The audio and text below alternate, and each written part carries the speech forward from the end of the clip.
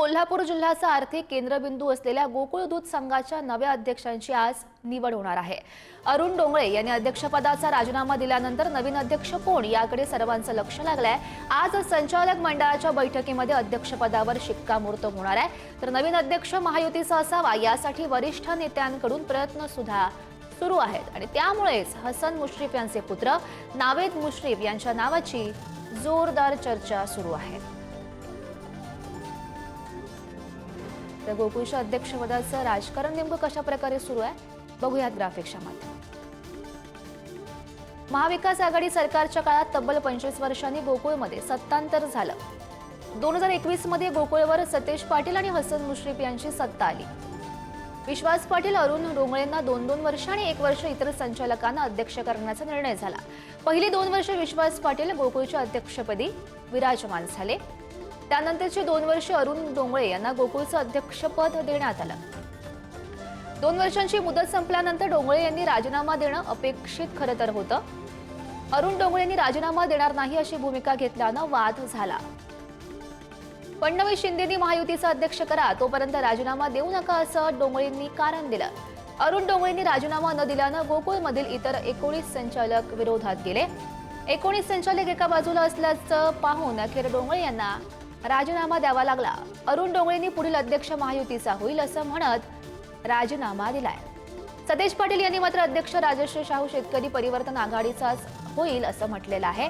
त्यामुळेच आजच्या अध्यक्षपदाच्या निवडीच्या पूर्वसंध्येला कोल्हापूरमध्ये राजकीय खलबत बघायला मिळतात। गोकुळचे संस्थापक अध्यक्ष आनंदराव सुळेकरांचे चिरंजीव शशिकांत सुळेकर यांचंही नाव चर्चेत आहे।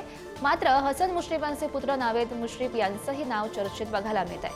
मुश्रीफ यांच्यासह अजित नरके आणि विरोधी गटातील अंबरीश घाटके यांचीही नावं सध्या समोर येत आहेत आणि या सगळ्यांमध्ये नेमका कोण अध्यक्ष होईल, नवा अध्यक्ष कोण होणार याची उत्कंठा चांगलीच वाढलेली आहे।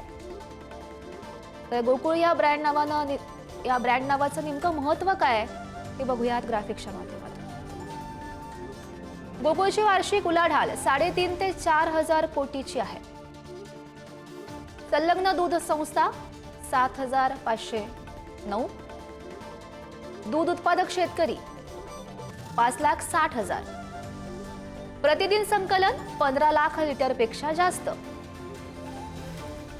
प्रतिदिन विक्री 14 लाख लिटर, वार्षिक उलाढाल 3,653 कोटी,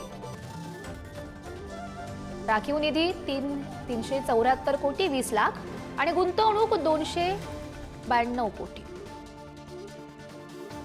कायम मालमत्ता 260 कोटी 77 लाख, निव्वळ नफा 11 कोटी 45 लाख, उत्पन्नातील 82% रक्कम शेतकऱ्यांना परत केली जाते।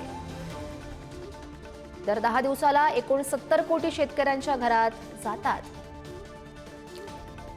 आणि या संदर्भात अधिकची माहिती जाणून घेऊयात। आमचे प्रतिनिधी शेखर पाटील सध्या आपल्यासोबत आहेत। शेखर, खरं तर उत्कंठा वाढलेली आहे की गोकुळ दूध संघाचा नवा अध्यक्ष नेमका कोण असणार। अनेक नावं खरं तर समोर येत आहेत, चर्चेत आलेली आहेत।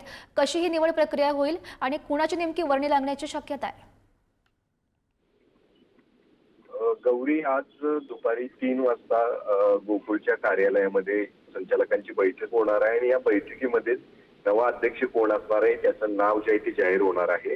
खरं तर 5 वर्षांसाठी एकूण विश्वास पाटील यांना 2 वर्ष आणि अरुण डोंगळे यांना 2 वर्ष असं 4 वर्ष अध्यक्षपद त्या दोघांसाठी आणि राहिलेले 1 वर्ष जे आहे ते इतर संचालकाला द्यायचं ठरलं होतं आणि त्यानुसारच अरुण डोंगळे यांनी राजीनामा देणं अपेक्षित होता। राजीनामा त्यांनी दिला नाही। यामध्ये सगळं फडणवीस असू देत, शिंदे असू देत यांची देखील नावं समोर आली आणि त्यानंतर महायुतीचाच त्या ठिकाणी अध्यक्ष करावा असं जे आहे ते प्रस्ताव समोर आला आणि त्यानंतर अरुण डोंगळे यांनी राजीनामा दिल्याचं त्या ठिकाणी पाहायला मिळते। मात्र एकंदरीतच शशिकांत पाटील सुळेकर ज्यांच्या वडिलांनी गोकुळची स्थापना केली त्यांचं नाव जेव्हा अरुण डोंगळे यांना सांगण्यात आलं त्यावेळी त्यांनी राजीनामा दिल्याचं माहिती जी आहे ती समोर येते। मात्र आता आपण ही सगळी राजकीय घडामोडी पाहतोय। कालपर्यंत शशिकांत पाटील सुळेकर यांचंच नाव जे आहे ते समोर येताना पाहायला मिळत होतं। मात्र अनेक राजकीय खलबत जी आहे ती काल झालेली आहेत। बैठक एक महत्वपूर्ण झालेली आहे। त्या बैठकीमध्ये अध्यक्षाचं नावच जे आहे ते बदलल्याची माहिती समोर आलेली आहे. त्यामुळे निश्चितच आहे नेमका आता अध्यक्ष कोण असणार आहे याची उत्सुकता अनेकांना लागून राहिलेली आहे.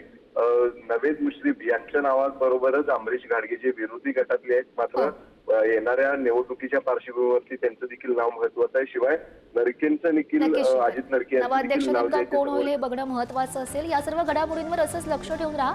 धन्यवाद दिलेल्या सविस्तर माहितीसाठी.